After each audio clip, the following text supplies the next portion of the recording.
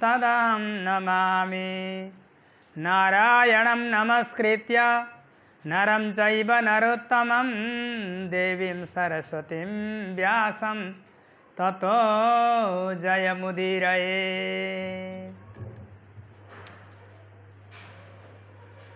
श्रीमद् भागवत सप्ताह ज्ञान महायज्ञमा यहाँहरू सबैले भगवानका रसमय चर्चा बडा आनन्दका साथमा श्रवण गर्नुभयो। हिजोका प्रसङ्गमा भगवानले कपिलावतार लिनुभयो, माता देवहूतिलाई ज्ञानको उपदेश गर्नुभयो, माता देवहूतिको आत्मालाई जगाइदिनुभयो। त्यसपछि माता देवहूतिका साथमा भगवान कपिलदेव अब विदा भएर जानुभयो, गंगा सागरमा जानुभयो। यतापट्टि माताले पनि भगवानको ध्यान गर्दै आफ्नो शरीर त्याग्नुभयो। जसको शरीरबाट सरस्वती नाम गरेकी नदी बहुत सिद्धपुर भन्ने ठाउँले प्रसिद्ध भयो। र कपिलदेव भगवानको चरित्र तृतीय स्कन्द भागवतमा आयो, हामी सबैले श्रवण गर्यौं। अनुदिनमिदमादरेण शृण्वन्, जसले जो हो रात दिन यो भगवानको जो हो लीलामय चरित्र र कपिलदेव भगवानको ज्ञानको उपदेशलाई जसले सुन्दछन् भने भगवान गरुडध्वज भगवान श्री हरिमा उनीहरूको पनि भक्ति लाग्दछ, भगवानको कृपा हुन्छ। चतुर्थ स्कन्द भागवतमा यज्ञपुरुष भगवानको र दक्षिणा भगवतीको जो चरित्र आयो। त यसपछि फेरि स्वयम्भू मुनि महाराजकी कान्छी छोरी प्रसूतिबाट तेह्रौटी छोरी भइन्, जसमा तेह्रौटी कन्या धर्मदेवका भए, एउटी कन्या अग्निलाई, एउटी कन्या पितृलाई दिनुभएको थियो। र एउटी सबैभन्दा कान्छी छोरी जुन सतीदेवी थिइन्, ती भगवान शङ्करले विवाह गर्नुभयो। र भगवान शङ्करको चरित्र पनि चतुर्थ स्कन्द भागवतमा आयो। त्यसपछि ध्रुवजीको चरित्र सुनिसकेपछि विदुरजी महाराजले अब मैत्रेय मुनिको साथमा जो जिज्ञासा राख्दै भन्नुहुन्छ, कियते प्रचतुषो नाम कस्यापत्तानि चै सुव्रत कस्यानुबाई प्रख्याता कुत्र वा सत्रमासत मन्ये मा भागवतं नारदं देवदर्शनं येन प्रोक्तः क्रियायोग परिचर्या विधिर हरे।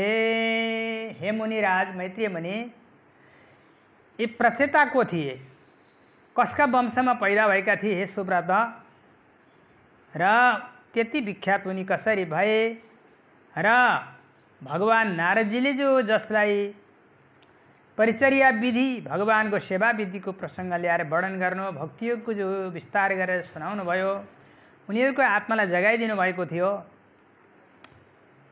यो सबै प्रसङ्ग ममाथि आज्ञा होस् भनेर यसै विदुरजीले प्रश्न गर्नुभयो।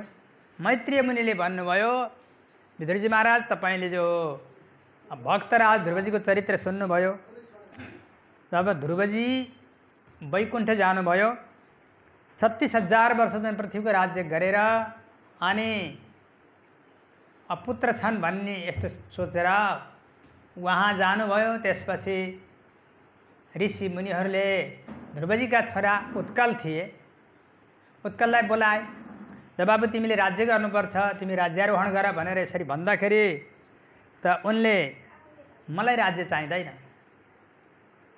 किनभने यो सम्पूर्ण जो हो यो जगत कालको अधीनमा छ, मृत्युको शिकार हो।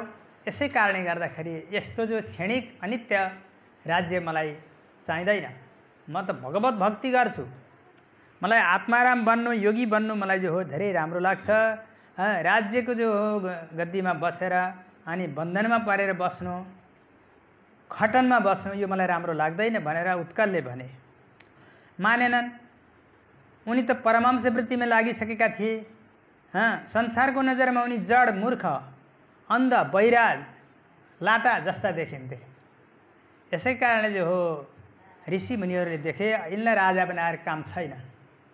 जुन राजा राज्यप्रति सक्रिय हुँदैन, जनताप्रति जो वत्सलता जसले धारण गर्दैन, प्रजावत्सल छैन भने त्यस्तालाई राजा बनाउन हुँदैन भनेर ऋषि मुनिहरूले के गरे त भन्दाखेरि उत्कलका भाइ थिए जसको नाम जो हो वत्सर भन्ने थियो, अर्की रानी कान्छी रानी भ्रमी उनका पुत्र जुन वत्सर थिए उनलाई बोलाएर राजगद्दीमा राखे, सिंहासनमा राखेर ऋषिमुनिहरूले जो आरोहण गरिदिए र यसै वंशमा ठुला ठुला प्रतापी राजा महाराजाहरू हुँदै आए र त्यसपछि अब मनोरसुत महिषी विरजा नड्डुला सुतान पुरुम कुत्सम तृप्तम दुम्नम सत्यवन्तमृतं दृढम हरिष्णेमि अग्निष्टोममति रात्रं प्रद्युम्निं शिविमुल्मुखं पुरु कुत्स त्रित द्युम्न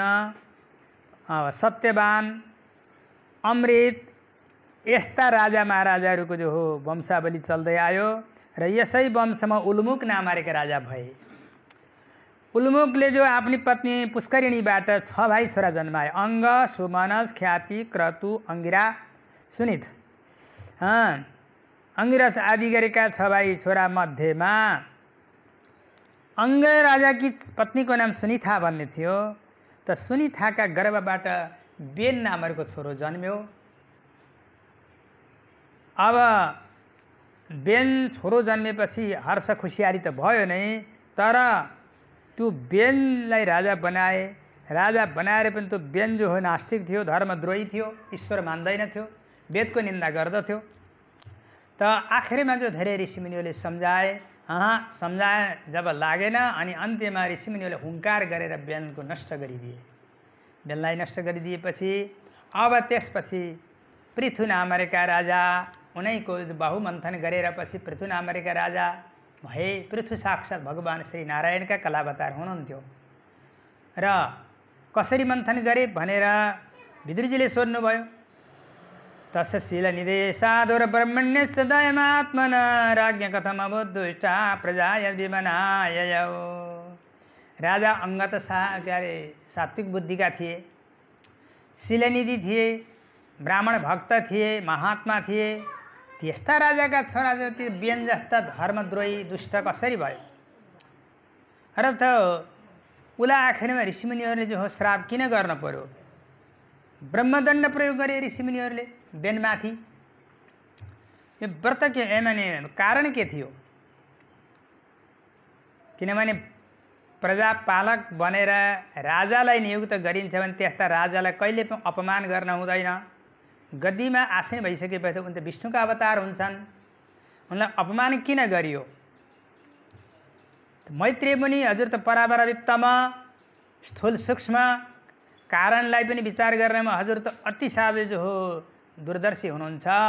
यसरी यसको विषयलाई राम्रो प्रकारले हजुरले जो हो विवेचना गर्नुहोस् भनेर विदुरजीले जब प्रश्न गर्नुभयो, त्यति बेला मैत्रेय मुनिले भन्नुहुन्छ, महाराज अङ्ग नामक राजालाई सन्तान भएको थिएन र सन्तानको लागि महाराजले बहुत ठुलो जो यज्ञ आरम्भ गर्नुभयो। महाराजले अश्वमेध नामको यज्ञ थाल्नुभयो। तर त्यस यज्ञमा देवताहरूलाई बोलाइयो। ब्रह्मवादी ऋषिमुनिहरूले देवताहरूलाई बोलाए मन्त्रद्वारा, देवताहरू आएनन्। अनि भने महाराज तपाईंका यज्ञमा देवताहरू आउँदैनन्। राजाले भन्नुभयो, अङ्गराजाले मेरो के दोष थियो गुरुवर? जबकि मेरा यज्ञमा देवताहरू आउँदैनन्, मैले दिएको हवि ग्रहण गर्दैनन्, हजुरले यसको सूक्ष्म चिन्तन गर्नुहोस् त भनेर यसरी जो ब्रह्मवादीहरूलाई त्यहाँका जो गुरुहरूलाई भन्दाखेरि सबै त्यहाँका ब्राह्मणहरूले जो भने, महाराज ठिकै हो, सबै हजुरको त केही दोष छैन, तर तपाईंको वंशमा अलिकति के भएको रहेछ त भन्दाखेरि नि यो तपाईंका जो हो मातामहको दोष रहेछ। मातामह किन यो बेन मातामह जुन काल हो मृत्यु देवता, त उनैको जो हो दोषको कारणले गर्दाखेरि तपाईंका जो यस यज्ञमा देवताहरू नआउने रहेछन्। त्यसो भएदेखि हजुरहरूले यसलाई जो राम्रो प्रकारले विधि मुताबिक देवताहरू आए भाग ग्रहण गर्ने यस्तो जो उपाय विधि अपनाइदिनुहोस् भनेपछि अनि ब्राह्मणहरूले त्यही काम गरे। विधिबद्ध मन्त्रद्वारा प्रोक्षित पदार्थ देवताहरूलाई दिएपछि देवताहरू आए भाग ग्रहण गरे। त्यस यज्ञमा भगवान स्वयं अग्निदेव प्रकट हुनुभयो। सुनको थालीमा पायस लिएर आउनुभयो, राजा अङ्गलाई दिनुभयो। अङ्गराजाले त्यो लिनुभयो, लिएर अनि आफ्नी पत्नीलाई दिएपछि पत्नीबाट पुत्र जन्म्यो जसको नाम बेन भनेर रह्यो। बेन धर्मद्रोही थियो, ईश्वरलाई मान्दैनथ्यो। यति साह्रै दुष्ट हुँदै गयो, उसले सन्त महापुरुषलाई पनि उसले अपमान गर्न थाल्यो, बाबुआमालाई चाहिँ हेला गर्न थाल्यो। गाउँघरमा जा गयो भने सानो बालबच्चाहरू देख्यो, राम्रो देख्यो भने काखमा ल्याएर कुवामा हुर्याइदिन्थ्यो। कति राम्रो आहा भनेर काखमा लिए चाहिँ गर्छ, चुम्बन गरे चाहिँ गर्छ, स्वात्तै गरे हो कुवामा हालिदिने, खोल्सामा फालिदिने। यस्तो गर्न कति जो बच्चाहरू मरे। गाईलाई मार्ने काम गर्थ्यो, ब्राह्मणलाई मार्थ्यो, बालबच्चाको हत्या गर्थ्यो। सबै प्रजाजनहरूले, रैतीजनहरू सम्पूर्ण अत्यन्त आत्तीय महाराज अङ्गलाई आएर बताए, महाराज हजुरको पुत्र यस्ता भए, हजुरले सम्झाउन पर्यो। राजा अङ्गले सम्झाउँदा पऱ्यो, बेनले मानेन। त यति भयो, अब यही पुत्रको कारणले गर्दाखेरि मलाई साह्रै नराम्रो भयो, यो राज्यमा बसिखानु भएन, म बस्दिनँ भनेर रात्रिकै समयमा राजा अङ्ग बेपत्ता हुनुभएछ। खोजी गरे प्रजाहरूले, रुवावासी भयो, राजाको पत्तो लाग्न सकेन। अब त्यसपछि विचार गरे, अब राजा नभएपछि अराजकता फैलियो, राज्यमा लुटपाट, चोरी डकैत, बदमासीहरू बढी हुन थाल्यो जताततै। अब के गर्ने, बडा अशान्ति भयो, प्रजाहरू बेचैनीमा छन्। त्यस्तो बेला ऋषिमुनिहरूले गएर राजा बेनलाई भने, महाराज हजुरले अब यो प्रजाहरूलाई यसरी नसताउनुहोस्, हामी यज्ञ गर्दछौँ, यज्ञ पुरुष परमात्माको हामीले जो आराधना गराउँछौँ, यसबाट तपाईँको राज्यको अभिवृद्धि हुन्छ, श्रीवृद्धि हुन्छ भने भन्दाखेरि राजा बेनले ऋषिमुनिहरूलाई भन्यो, तिमीहरू दुष्ट हौ, व्यभिचार काम गर्छौ तिमीहरूले। राजाभन्दा ठुलो को हुन्छ? भगवान्। यज्ञ भनेको को? ईश्वर भनेको को? राजा हो। राजामा 10 दिक्पालको शक्ति रहेको हुन्छ। ईशान, अग्नि, वायु, वरुण, कुबेर, हैन, विष्णु, अनन्त, ब्रह्मा, शिव आदि सम्पूर्ण जो लोकपालको शक्ति राजामा रहेको हुन्छ। त्यसैले राजा देवता हो, राजा भगवान् हो। राजाभन्दा ठुलो अरू कोही भगवान् हुँदैन। व्यभिचारिणी स्त्रीले आफ्ना पतिलाई, श्रीमानलाई जो हो त्यागेर परपुरुषको जो सेवन गर्दछ, असती स्त्रीले हो, त्यस्तै तिमीहरू पनि बडा असती रहेछौ। आफ्नो धर्मलाई छोडेर राजाभन्दा ठुलो कोही भगवान् हुन्छ यस्तो कल्पना गर्छौ तिमीहरूले। बालिसा बतयो यम्बा अधर्मम धर्म मानिन ये वृत्तितम पतिमि हित्वा जारम पतिम उपासते।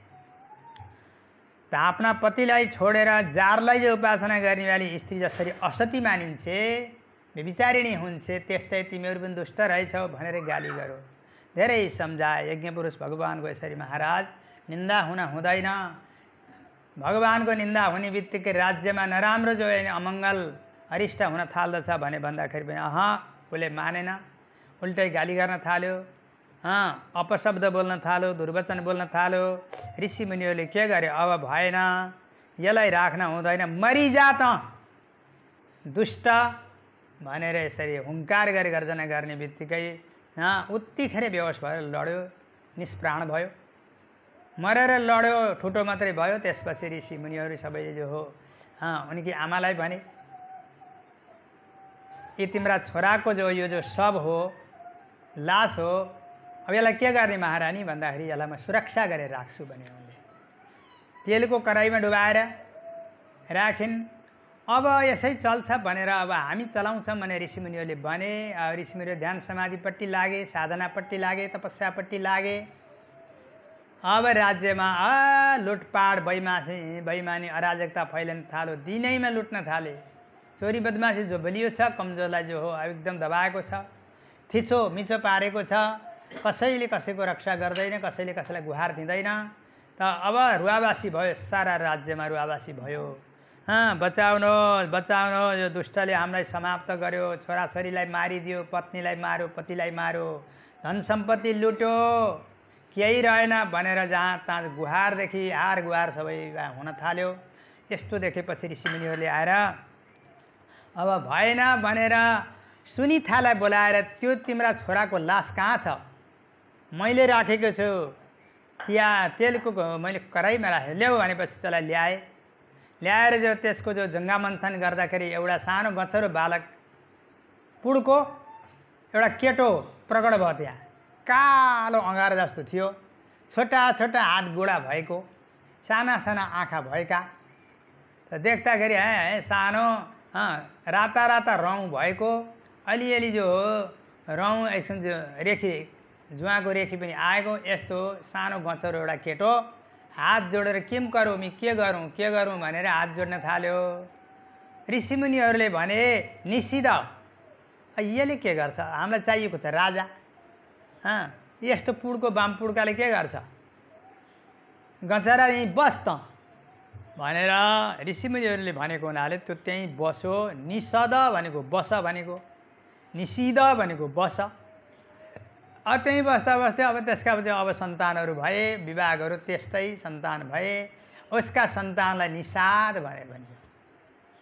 निषाद भनेको के हो त भने थारू, बोटे, कुमाल हैन, राजवंशी, सतार, यिनीहरू जो हुन् यो निषादका सन्तानहरू।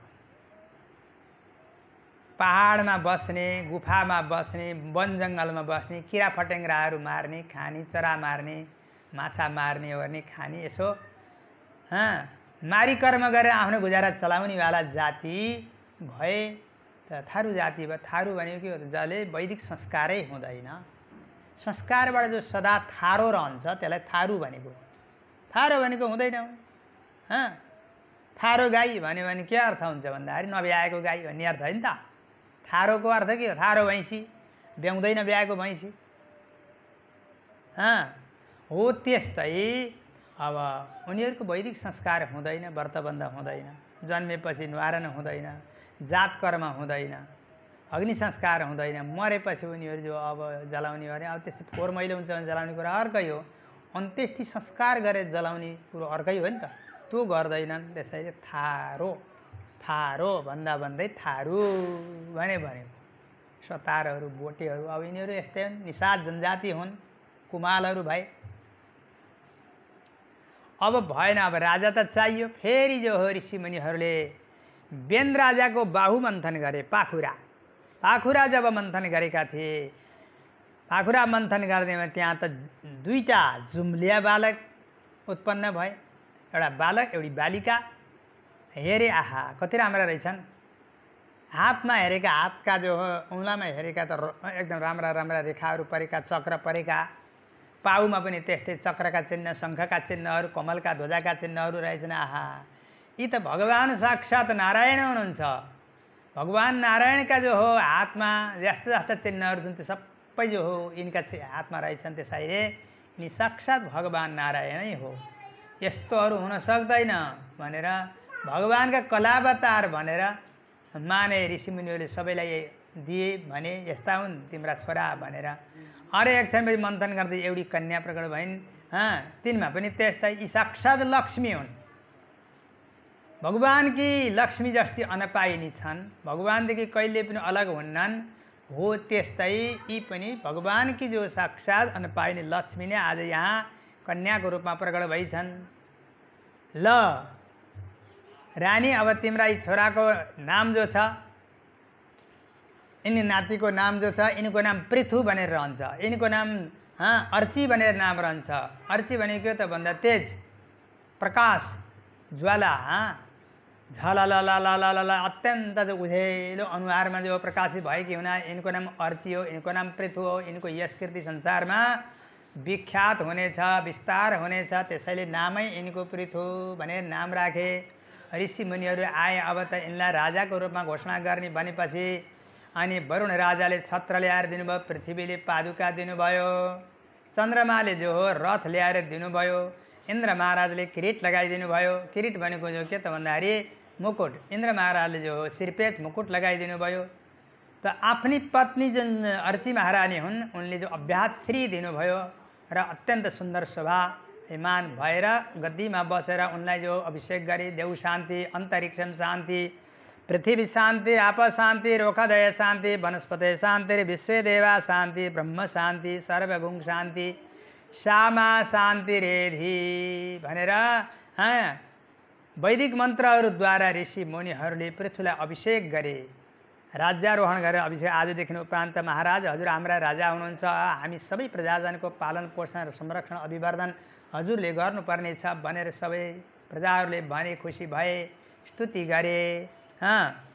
अनि भगवान पृथ्वीले भन्नु ओहो प्रजाजन हो, ब्राह्मणहरू हो, ऋषिमुनि हो, हजुरहरू सङ्गठित भएर मेरो स्तुति गर्दै हुनुहुन्छ। मैले केही गरेको छैन, मैले आफ्नो परिचय दिनै भ्याएको छैन, हजुरले पहिले स्तुति गर्नुभयो। स्तुति भगवान श्री हरिको गर्नुपर्छ, भगवान श्री अच्युतको स्तुति गर्ने हो, स्तुति मेरो गर्ने होइन भनेर यसरी आफ्नो स्तुतिलाई बन्द गराउनु भयो। एक दिन सबै खुसी भएका थिए प्रजाजनहरू। एक दिन त अचानक सम्पूर्ण प्रजाहरू रुवाबासी गरेर आएर रोएका छन्, कराएका छन्, गुहार गरेका छन्। हे भगवान, हे पिताजी, हे राजन, हामी अब भोकले मर्यौँ, हामीले खानको लागि अन्न छैन, पिउनको लागि जल छैन, फलफुल छैन, बोट बिरुवा वनस्पतिहरू फल्न छोडे, पृथ्वीमा अन्न उब्जन छोड्यो, नदी नालाहरू सम्पूर्ण सुकेर खराङ खुरुङ्गै भइसके, केही छैन। त्यसैले वयम राजन जाठर एडा भितप्ता, हामी भोकले अत्यन्त सन्तप्त भएका छौँ, पृथ्वीमा अन्नको दानो छैन कतै पनि भनेर रुन थाले प्रजाहरू। भगवान पृथ्वीले विचार गर्नुभयो, अरे यस्तो कसरी भयो? यी पृथ्वीले त सारा संसारलाई सहारा दिन्छन्। वसुधा भनेको छ, वसु भनेको धन सम्पत्ति, अन्न हो, फलफुल हो, गुरस हो, दुध दही घिउ मह चिनी आदि सम्पूर्ण यो वस्तु पृथ्वीले दिने हो। कहाँ गयो भने पृथ्वी, भगवान पृथ्वीले ध्यान गर्नुभयो, त्यसो नभन्दै सारा भयो जतिको वस्तु जति पृथ्वीले ग्रासेकी रहेछन् देख्नुभयो। एकदम डरलाग्दो काल भैरव जस्तो बनेर हातमा अजगब नामको धनु लिएर पृथ्वीलाई ध्वस्त पार्छु भनेर रौद्रवेशधारी भगवान पृथ्वीलाई जो मार्नका लागि हातमा धनु बढाउनु भयो। त्यो बेलामा पृथ्वी माताले देख्ने, ओहो आज यी भगवान साक्षात जो हो आदिपुरुष नारायण नै पृथ्वी बनेर आउनुभएको, मलाई भस्म पार्न थाल्नुभयो। पृथ्वी डराएर गाईको रूप धारण गर्नुभयो, भाग्न थाल्नुभयो। पछि पछि पृथ्वी राजा, अगाडि अगाडि पृथ्वी माता भाग्दै जाँदाखेरि कहीँ जाँदाखेरि पनि आखिर उनले जो हो प्राण पाइनन्। अन्त्यमा भगवानपट्टि फर्केर गौरवधारी पृथ्वी माताले प्रार्थना गरे, हे प्रभु, म हजुरको शरणमा छु, हजुर स्वयं नारायण हुनुहुन्छ, कोही सामान्य हजुर राजा होइन। कुनै बेला म जब डुबेकी थिएँ त्यति बेला हजुरले नै मेरो रक्षा गर्नको लागि मलाई जो पानीबाट डुबाएर ल्याएर जलमाथि थापना गर्नुभएको हो। हजुरकै शक्तिले गर्दाखेरि जलमा म डुबिनँ, आधार शक्ति दिनुभयो मलाई। आज मलाई मार्न खोज्दै हुनुहुन्छ, मलाई हजुरले जो मार्नुभयो, तिल तिल गराएर एकदम टुक्रा टुक्रा गराउनु भयो भने हजुरले यो सारा जगतलाई कहाँ राख्नुहुन्छ भन्दाखेरि, वसुधे त्वाम वदिष्यामि मत्स्यासन पराङ्मुखीम, पृथ्वी तिमीले मेरो आदेशलाई तिमीले उल्लङ्घन गरिराखेकी छौ।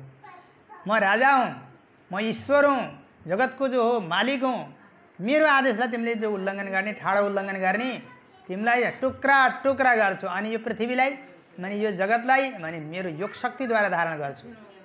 भनेपछि पृथ्वी माताले, प्रभु यस्तो नगरी बक्सियोस्, म हजुरको शरणमा छु, शरणको मरण कहिले पनि गर्न हुँदैन, हजुरले जो भन्नेपछि म गरिहाल्छु नि, जे भन्नुहुन्छ म त्यही गर्छु भनेपछि अनि पृथ्वी माताले भन्नुभयो, हजुरले जो हो अब बाछाको परिकल्पना गर्नु, दोग्धा भनेको दुहुनीवाला व्यक्तिको परिकल्पना, म गाई बनेर म जे भनौँ त्यही दिन्छु नि हजुरलाई। प्रभु हजुरले मलाई किन मार्ने, किन टुक्रा टुक्रा गर्नुहुन्छ मलाई? भगवान, म हजुरको शरणमा परेकी छु, जगतलाई त म पालन गरिहाल्छु नि हजुरको आदेश पाएँ भने। त्यति बेलै पृथ्वी महाराजले मनु महाराजलाई बादशाह बनाएर पृथ्वीबाट अन्न दुहुनु भयो, फलफुल दुहुनु भयो, गोरस दुहुनु भयो, ऋतु अनुसारका फलफुलहरू सम्पूर्ण दुहुनु भयो पृथ्वीले दिन। त्यसपछि इन्द्रलाई बादशाह बनाएर सुनको भाँडामा देवताहरूले अमृत दुए अरे, बृहस्पतिलाई बादशाह बनाएर ऋषि मुनिहरूले ब्रह्मज्ञान दुए, गरुडजीलाई बादशाह बनाएर सम्पूर्ण चराचुरुङ्गी उडान विद्या दुए, बट वृक्षलाई बादशाह बनाएर सम्पूर्ण वृक्षहरूले दुध दुए, चोपहरू नि त दुध हो, उही दुध हो, उनीहरूले दुध दुए। र जसलाई जस्तो इच्छा छ त्यही अनुसारले बोट बिरुवा वनस्पति सम्पूर्ण एकदम समृद्ध भए, चराचुरी समृद्ध भए, मनुष्यहरूलाई अन्न मिल्यो, फलफुल मिल्यो, गोरस मिल्यो। पृथ्वीको कृपाबाट भगवान पृथ्वीले सबैलाई जो हो यथेष्ट रूपमा ऊर्जा, धन सम्पत्ति र अन्न अनाज फलफुल गोरस दिनुभएपछि अनि सबै खुसी भए। भगवान, हामी अहिले अब त हृष्ट पुष्ट तन्दुरुस्त भएका छौँ हजुरको कृपाबाट भन्न थाले।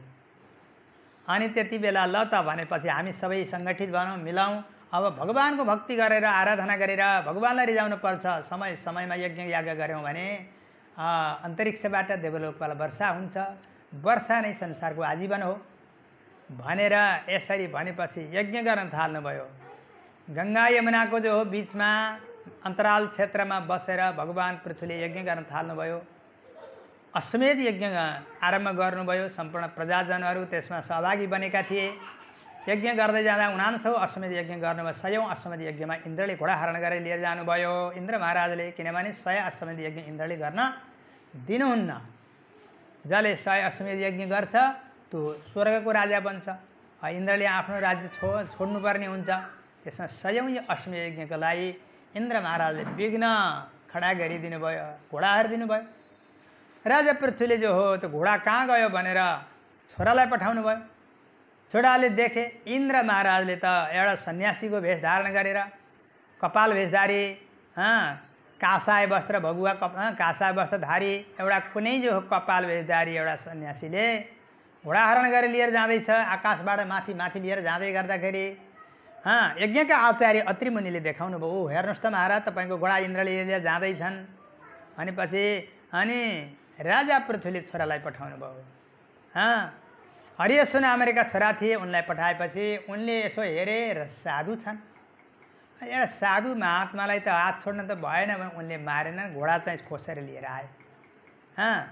स्याबास हरियश्व, तिमीले ठुलो काम गरेर देवतालाई जित्यौ, तीन लोकका राजा इन्द्रलाई जितेर घोडा लिएर आयो। स्याबास, तिमी जस्ता वीर बहादुर छोराद्वारा राजा पृथ्वी धन्य भएका छन्। तिम्रो नाम आजदेखि विजिताश्व हो। अश्व भनेको घोडालाई जित्ने हुनाले तिम्रो नाम विजिताश्व भयो भनेर अत्रि महामुनिले नाम राखिदिनु भयो। फेरि ल्याएर यसो यज्ञशालाको छेउमा घोडा बाँधेको थियो। अब यज्ञ सुरु भयो, उतापट्टि स्वाहा स्वाहा आहुति सुरु भएको थियो। इन्द्र महाराजले फेरि घोडा हरण गरेर लिएर जानुभएछ। अर्को पटकमा पनि गएर घोडा समातेर लिएर आउनुभयो। यसो हेर्नुभयो, साधुको भेष छ। साधुलाई त हात छोड्न त हुँदैन, अपमान हुन्छ। देखि जाने भन्नुभयो आचार्यले, जय यज्ञ हनम तात महेन्द्र विबुधाद हमम। यी देवताहरूको पनि अधम देवताको काम गरे यिनले। देवताका राजा भएर के गर्ने, यिनलाई मार्नुपर्छ भन्दा पनि उनले मार्न सकेन।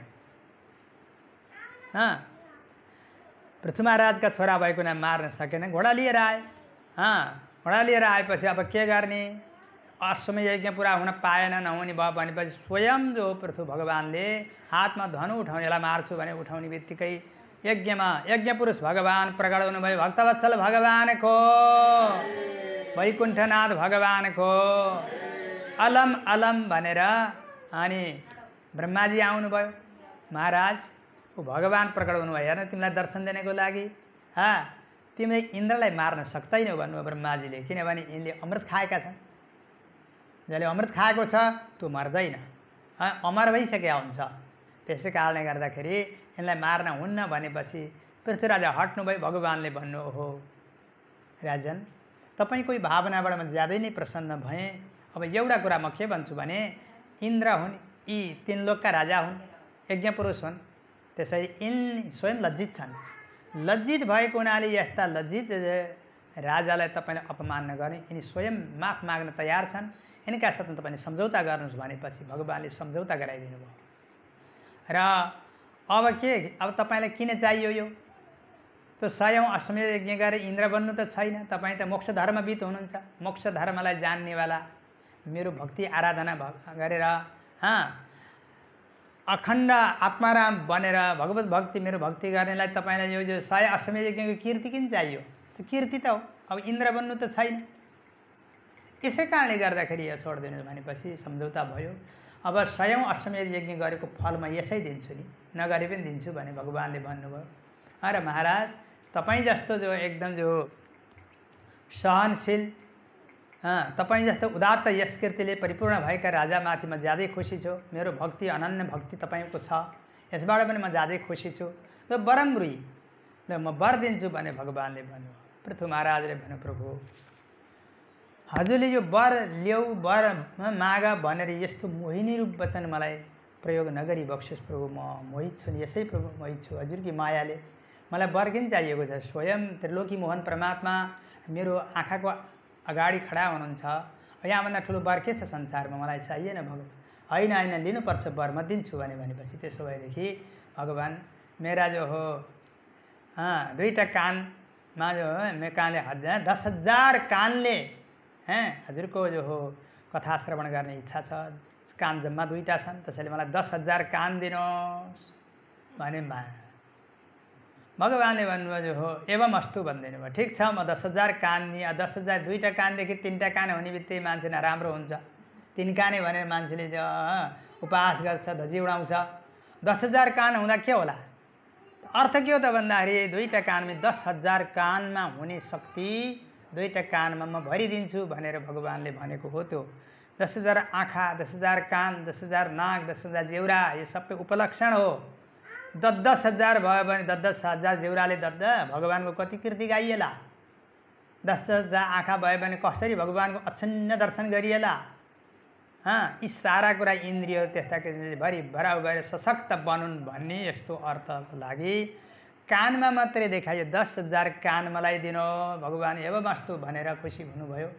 त्यसपछि पृथु महाराज बडा आनन्दित हुनुभयो। अनि सत्सङ्ग गर्नुमा सनकादिहरू आएर ब्रह्मज्ञानको उपदेश गर्नुमा महाराज तपाईँ चाहिँ ठुलो भगवत भक्त हुनुहुन्छ, तपाईँ ब्रह्मण्य देव हुनुहुन्छ भनेर सनकादिहरूले पनि आशीर्वाद दिएर जानुभयो। र कुनै बेला त पृथु महाराजले स्वयं राजा भएर पनि यति नम्र हुनुहुन्थ्यो, यति सभ्य हुनुहुन्थ्यो, यति भव्य उहाँको गुण चरित्र थियो। सबै प्रजाजनहरूलाई हजुरहरूले भगवानको भक्ति गरिदिनु, यति गरिदिनु भयो भने तपाईँले मलाई बहुत ठुलो जो अनुग्रह गरेको मान्दछु। म राजा हुँ तापनि ममा राजोचित गुण केही छैनन्, तपाईँहरूले मलाई राजोचित गुणले युक्त भएको छ भने गद्दीमा राखिदिनु भयो। म राजा बनेको छु, मैले हजुरहरूसँग म कर लिन चाहन्न, मलाई कर चाहिँदैन। राजाले कर लिएर प्रजाको कर लिएर प्रजाको हित भलो गर्दैन, राष्ट्रको कल्याणको लागि जो हो सङ्कल्प चाल्दैन भने त्यो सम्पूर्ण जो कर के हुन्छ त भन्दाखेरि सम्पूर्ण प्रजाहरूको पापै हुन्छ, पाप खान्छ त्यसले। त्यसो हुँदाखेरि म तपाईँहरूबाट कर लिन्न, कर एउटा चिज लिन्छु म, तपाईँका घर घरमा सबैले जनले हरिभक्ति गरिदिनु होला। हरिभक्ति यदि गरिदिनु भयो भने त्यही मेरो लागि कर हो भनेर भन्नुभयो होइन। अरू मलाई कर केही चाहिँदैन। गृहे स्वाभिषताम चेतो नृणाम कुशल कर्मणाम मदवार्ता यातयामानाम नबन्धाय गृहास्मता। स्वयं परमात्मा श्रीहरिले के भन्नुहुन्छ भने गृहस्थाश्रममा बसेर पनि जसले आफ्नो चित्त कुशल कर्मपट्टि लगाउँदछ भने मदवार्ता यात भगवानको गुणगाथा मेरो गुणगाथा गाएर कुशल कर्मपट्टि जसको आफ्नो जीवन लगाउँदछ भने गृहस्थाश्रममा बसे पनि उसलाई बन्धन हुँदैन त्यो आश्रम। यदि भगवत भक्ति गरिँदैन, भगवत चिन्तन गरिँदैन, आराधना कीर्तन गरिँदैन, चिन्तन गरिँदैन, तपोवृत्तिमय बनिँदैन भने उसको जीवन बन्धनमय हुन्छ। त्यस्तो तपाईँहरूले गर्नुहुने छैन, मलाई विश्वास छ भन्नुभयो पृथु महाराजले। सम्पूर्ण राजा माने आफ्नो प्रजाहरूलाई त्यस्तो भनिदिनु भयो, सबै खुसी भए। त यसरी सम्पूर्ण प्रजाहरूलाई रञ्जन गरेर सम्पूर्णको सम्म पृथ्वीलाई डाँडा काँडा थिए सबैलाई भत्काएर टुक्राएर सम्याएर प्रजाजनलाई सजिलो बनाइदिनु भयो। अब खेतीपाती गर्छन्, प्रशस्त मात्र अन्न उब्जाउँछन्, फलफुल उब्जाउँछन्, औषधि उत्पादन गर्छन्, पानीको लागि सर्वत्र व्यवस्था राम्रो व्यवस्था गरिदिनु भयो, फलफुलको लागि व्यवस्था, औषधिको लागि व्यवस्था, सबै कुरा व्यवस्था गरेको हुनाले सबैले ओहो वास्तवमा